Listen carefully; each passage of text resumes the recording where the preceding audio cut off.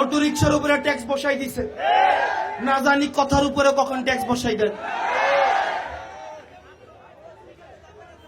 এই সরকারকে মাথায় রাখতে হবে, যারা অটো রিক্সা চালায়, যারা বাইক হুন্ডা চালায়, তারা হচ্ছে কোনো এলিট মানুষ না, তারা বর্জ্য মানুষ না। পেটের দায়ে, পুঁজির দায়ে তারা হচ্ছে অটো রিক্সা চালাইতে হয়। সুতরাং এসব যানবাহনের ট্যাক্স বসানো থেকে আপনাদেরকে বিরত থাকতে হবে।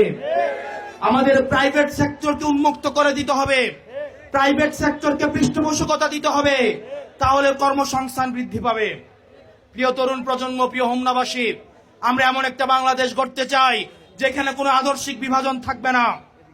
আমাদেরকে যে বিভাজনের রাজনীতি করে, বাংলাদেশপন্থী, পাকিস্তানপন্থী, হিন্দু ও মুসলমান, কে টুপি পরে কে টুপি পরে না, কে শার্ট পরে কে পায়জামা পরে, এভাবে আমাদেরকে বিভাজিত করে আমাদের এই দেশটাকে পিছিয়ে রাখা হয়েছে। আমরা এই তরুণ প্রজন্ম, আমরা বাংলাদেশটাকে এগিয়ে নিয়ে যেতে চাই। আমরা বাংলাদেশি পরিচয় দিতে